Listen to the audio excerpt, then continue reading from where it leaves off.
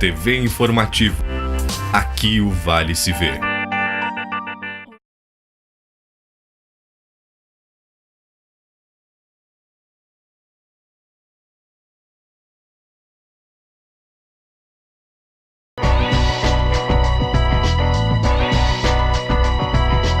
Olá, bem-vindo ao programa Fala Jurídica. Hoje nós vamos conversar com um professor, eu considero um profundo intelectual da nossa comunidade, está fazendo doutorado e, acima de tudo, tem uma sensibilidade muito grande de discernir os conhecimentos e transpassar conhecimento para jovens e adultos. Eu estou aqui com o doutor e com certeza será, Gustavo Arosa. Satisfação tu estás aqui no programa. E hoje o tema, Gustavo, posso chamar assim de Gustavo? Claro, evidentemente. É o tema sobre a violência do Oriente Médio.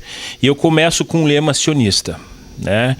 Nos idos de 1900, quando os sionistas diziam assim: terra para aqueles que não têm e povo que quer terra quando não tem.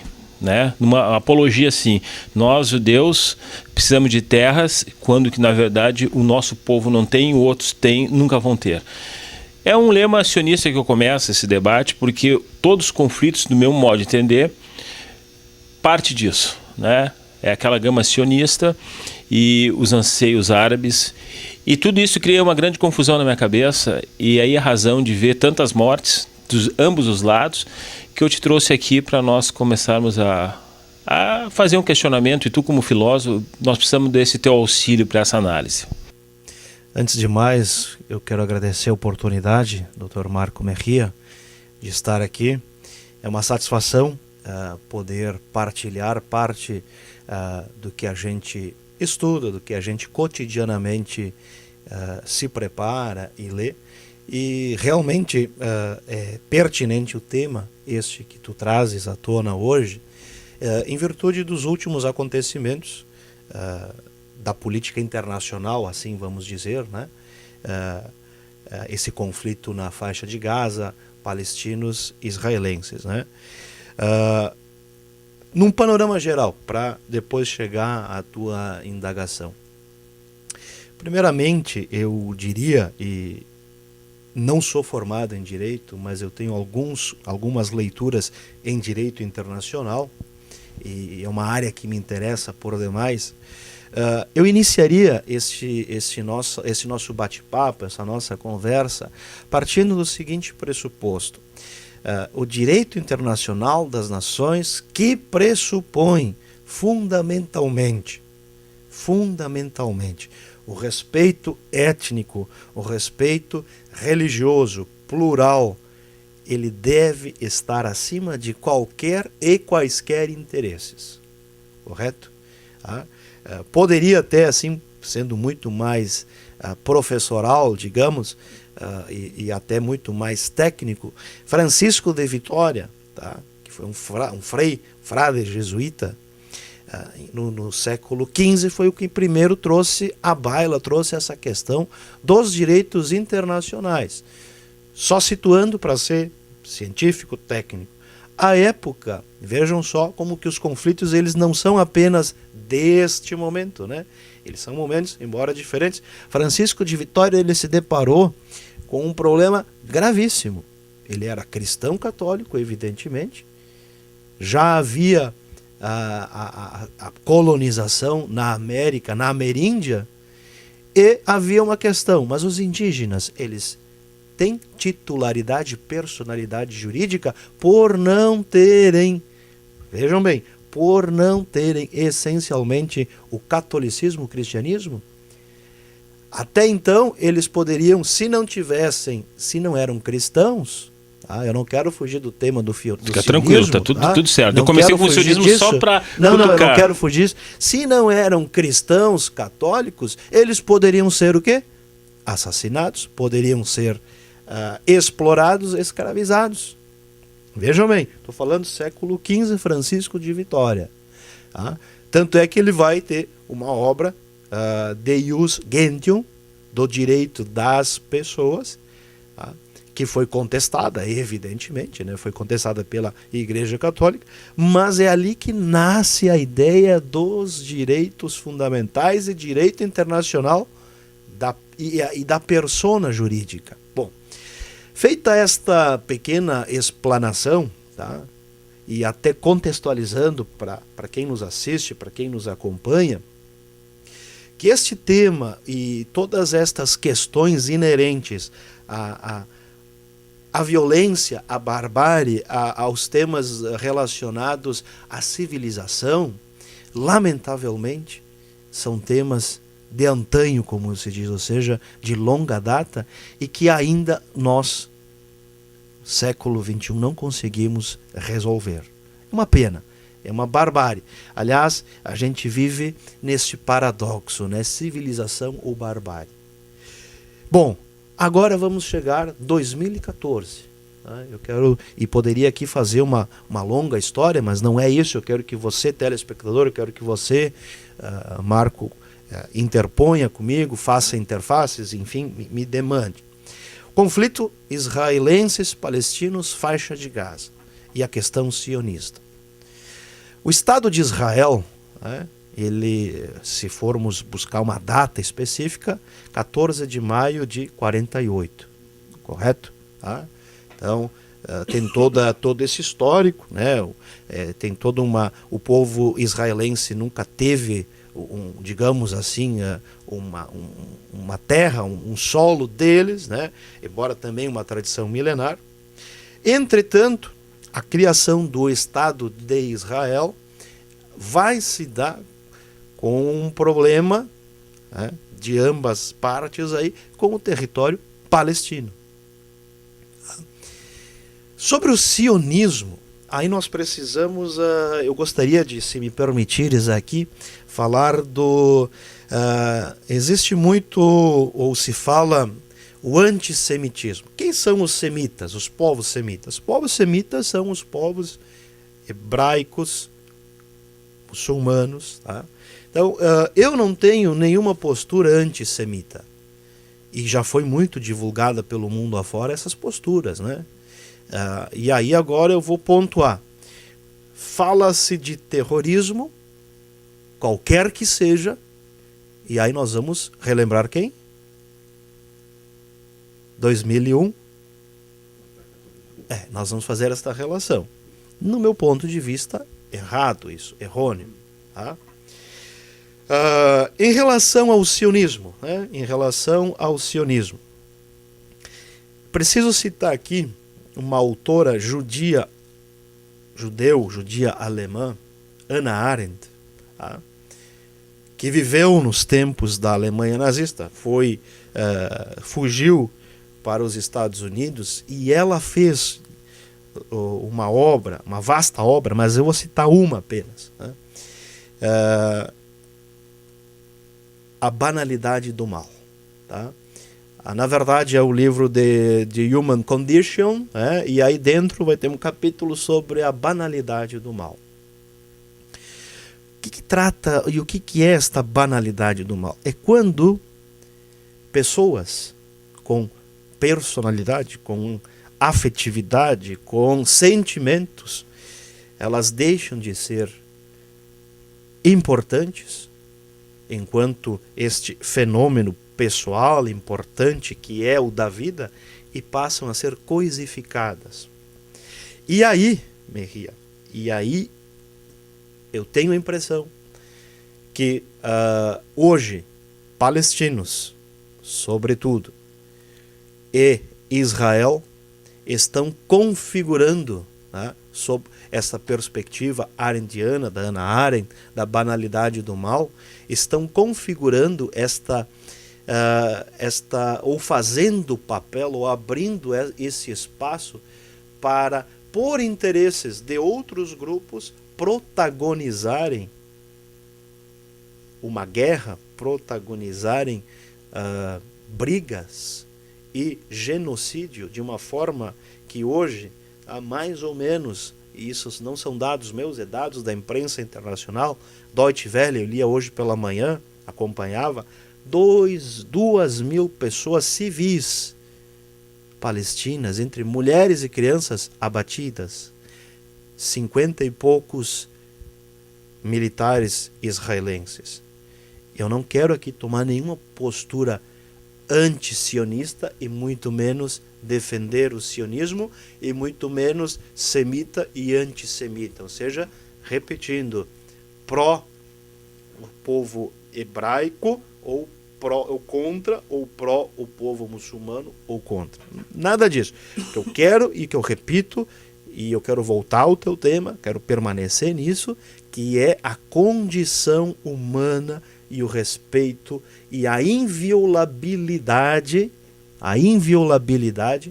destes direitos fundamentais à vida. Gustavo, tu falaste sobre a banalidade do mal e que realmente eu acho que hoje os arquétipos e o exemplo está nessa redoma do Oriente Médio e a questão de Jerusalém. Mas eu vou pegar um apanhado de Santo Agostinho, como dizia assim, que o mal radical nunca perdura tanto tempo. E aí eu volto assim, esses conflitos existem quase há milhares de anos. Então, prova que, na verdade, mesmo que as figuras fossem hoje contextualizadas, essa radicalidade de disputa de um território, sobrepondo muitas vezes os interesses humanitários, deixa nós com dúvida de como nós temos que analisar isso. Será que tudo isso, digamos, essa banalidade de vida e morte, tanto para os israelenses como os palestinos, no seu âmago, não se trata de um profundo interesse religioso por aquilo que, na verdade, não pertence a ninguém? Que eu digo tudo isso dentro do conflito, porque a origem de todos os conflitos ali no Oriente Médio, eu vejo, é a disputa de uma terra sagrada. Né? E hoje nós vemos assim, retomou-se a agressão por parte de Israel contra os palestinos, mas em contrassenso nós vemos assim que os palestinos mataram, né, 3 jovens que se perderam lá nas vilas deles. Então, de que modo nós hoje, aqui de Lajeado, podemos ter uma visão assim, muito próxima da realidade? Como tu me aproxima dessa realidade com todo esse conflito, inclusive assim dentro do plano espiritual, e eu sei que tu faz um doutorado numa universidade que é do conteúdo cristão, que é o Unicinos. Como é que nós podemos nos aproximarmos disso e não sermos, e aí que eu vejo a maior dúvida, sermos preconceituosos? Como eu posso chegar e fazer uma análise sem ser preconceituosa? Porque filosófica nós temos, mas nós, como eu posso dar uma visão assim, de tantas mortes assim? Eu não justificava, não é. Mas como eu posso dar esse conforto para nós assim? Bem, vamos por etapas, muito pertinente essa sua observação, Marco. A humanidade em todo o seu contexto, em toda a sua história, ela é permeada de conflitos. O senhor fez uma citação Santo Agostinho, o próprio Agostinho, que também trata, né, a questão do mal, e aí ele vai dizer o mal existe em virtude até da liberdade, né, ou seja, do livre-arbítrio, né, e é bíblico, tudo me é permitido, nem tudo me é conveniente. Aí é um juízo de valor que a gente pode fazer e falando didaticamente para nós aqui, para você telespectador, ou seja, potencialmente eu posso vir a cometer um erro e um mal e posso vir a tirar a vida de alguém. Tá? Por quê? Porque eu tenho um livre-arbítrio, correto? Sim, este é o princípio pelo qual o próprio se explica, né, a banalidade do mal. Hannah Arendt também conhecia Agostinho, né, ou seja, é a liberdade que nós temos. O que eu chamo a atenção neste aspecto é a questão da consciência. Espera aí. Nós temos consciência, nós aqui do Vale do Taquari, assistindo e vendo, né, tudo o que está acontecendo, e não só nós, mas como todos, né, a consciência de que vítimas, crianças, mulheres, sejam palestinas, sejam israelenses, estão perdendo vida. Tá? Que consciência é essa? Que tipo de relação psicoafetiva, filosófica, sociológica ela vai clamar em nós? Eu diria o seguinte: religião. Tá? Diferentemente do que a gente, às vezes, a palavra etimologia religare, re mais ligare, a religião ela tem como aspecto fundamental uma releitura, relegere. Tá? Releitura do quê? Uma releitura de tradições, uma releitura de modos de vida. Ela é muito vinculada à moralidade. Há uma dificuldade imensa antropológica, eu vejo, entre as pessoas respeitarem o diferente, a alteridade? Sim, sim, há uma dificuldade, inclusive hoje, e continua. Tá? Eu brinco com os meus alunos, em algumas aulas, eu digo o seguinte, eu faço a pergunta nesse mesmo tom. Quem é crente aqui? E eu levanto a mão. Eu sou crente. Como assim você é crente? Você quer dizer que você participa, então, pejorativamente, alguns dizem, daquelas religiões? Eu digo, não, peraí. E aí faço a pergunta, o senhor Marco, crê em alguém? Crê numa entidade superior, num Deus? Se a resposta for positiva, sim, o senhor é crente. Ou seja, vejo como uma palavra, ela pode gerar um conflito, não é verdade? Tá? Crente eu sou. Aqui eu sou católico, apostólico, romano. Agora, as outras tradições religiosas, eu vou aceitá-las e eu vou entendê-las como formadoras de toda uma civilização. Preciso citar aqui um livro que recomendo para todos. É uma Bíblia, mas é uma Bíblia no sentido são quase 700 páginas. Domenico De Masi. Futuro chegou. Domenico De Masi, e o subtítulo é Como Compreender uma Sociedade Fragmentada. Domenico De Masi faz uma análise das principais religiões do mundo, das orientais às ocidentais, e das contribuições que as religiões fazem ou fizeram. E em síntese, o Domenico De Masi, ele vai trazer para nós que todas contribuem ou contribuíram ou vão contribuir para o crescimento da humanidade e não para despertar sentimentos de rejeição, sentimentos totalitaristas, sentimentos de preconceito, como por exemplo eu falei a palavra crente, né? Quando a gente fala em crente, opa, mas então, não, aí eu ensino a palavra, quem participa nós temos a religião católica, nós temos o islamismo, nós temos o judaísmo, o neopentecostalismo, que algumas pessoas chamam de crentes, tá? A igreja, eu vou citar do Edir Macedo, é neopentecostal, o novo Pentecostes, a nova palavra revelada. Não vamos entrar aqui no mérito, juízo de valor, do que elas vêm fazendo, se de bom ou de mal. Eu não vou falar isso nem do meu cristianismo católico, e nem do judaísmo, e nem de outros. Agora, sou totalmente contrário a qualquer preconceito estabelecido via religião. E digo mais, religião, se é fazer uma releitura, não é uma releitura de um passado, de um testamento, de um texto escrito, para provocar conflito. A religião no seu âmago, lá na sua origem, ela não vai ter este sentido. Nenhuma.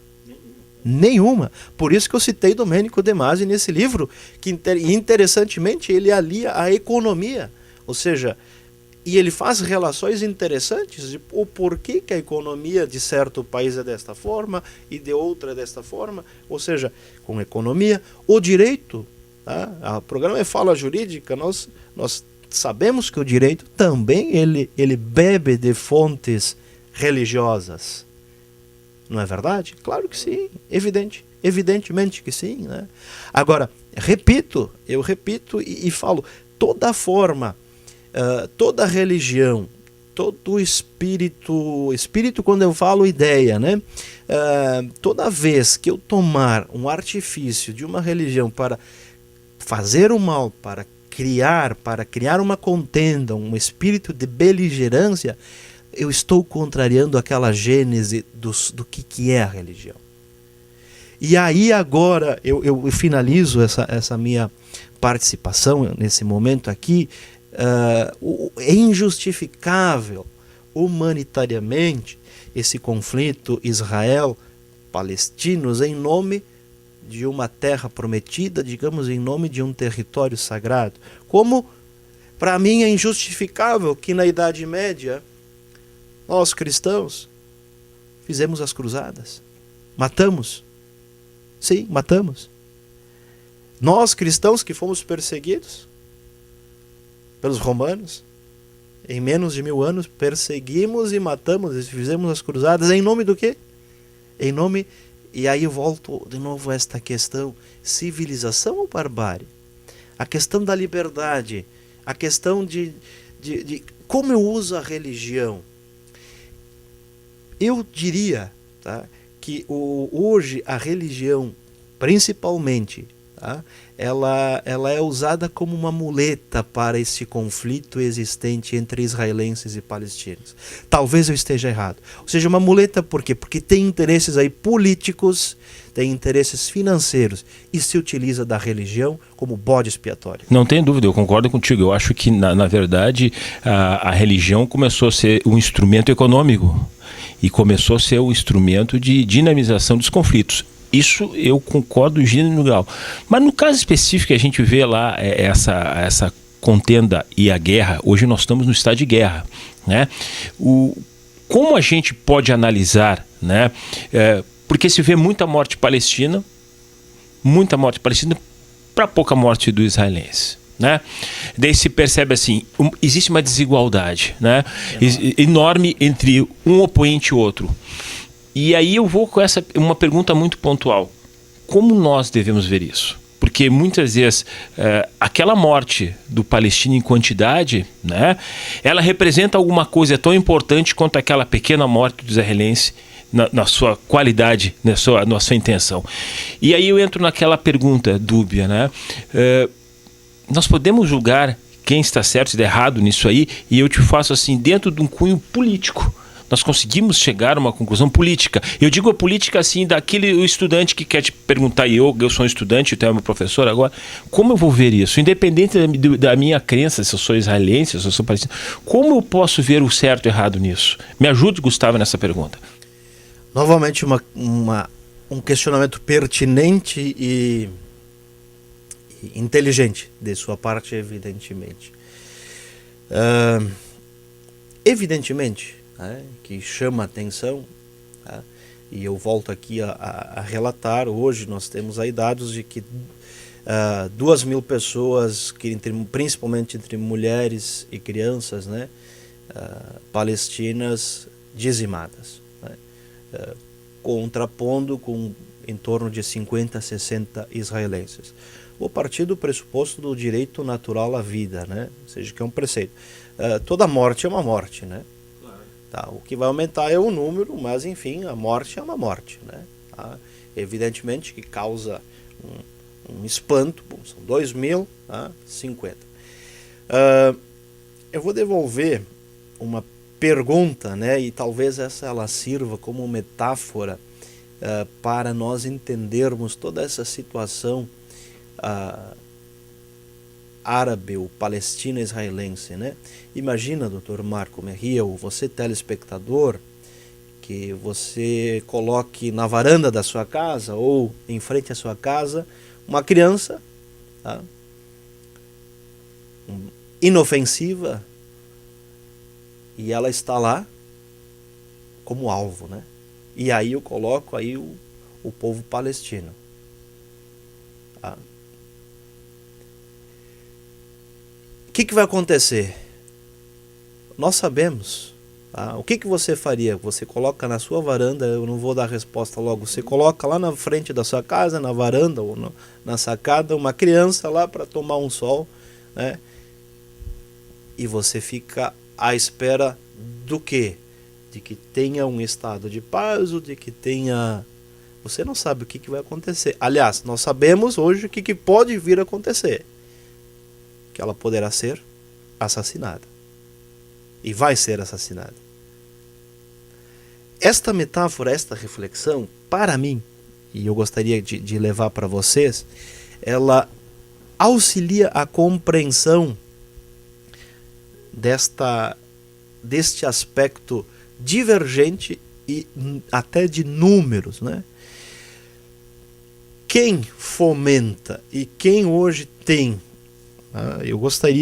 eu não tenho aqui, por favor, eu não quero cair, eu não sou contra israelenses, nenhum discurso nada contra o sionismo, mas quem detém um poder bélico armamentista? Quem tem essa força? É o povo que está alijado, que está sendo mandado embora da faixa de Gaza, que é o povo palestino pobre, que são os que não têm o que comer, os que não têm casa? Ou será que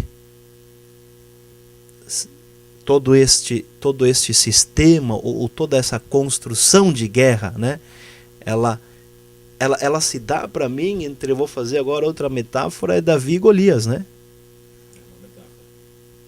Ou seja, é Davi e Golias. Professor, tu viu como é... E não entrei na parte política ainda, Nós vamos Marco. agora, na próxima semana, nós vamos falar sobre isso. Só que antes de me despedir, eu quero entrar com o momento merchandise. Vocês viram como é interessante ter uma pessoa inteligente que faz análise. E vocês agora, um pouco de comércio aqui no meu programa. Se você quer hoje conhecer Israel, conhecer a Palestina, se você quiser fazer uma viagem, e uma viagem de negócio, você, meu colega, você, juiz, promotor, vocês vão caminhos... É uma agência de turismo que é situada na rua Carlos von Coseres, sala número 321, sala 01, e o telefone é 3709-0423. Sem dúvida alguma vai ser bem atendido, você vai fazer um excelente passeio e te agradeço muito, professora, doutorando, e na próxima semana vamos conversar sobre isso aí. Muito obrigado, espero contribuir com algo.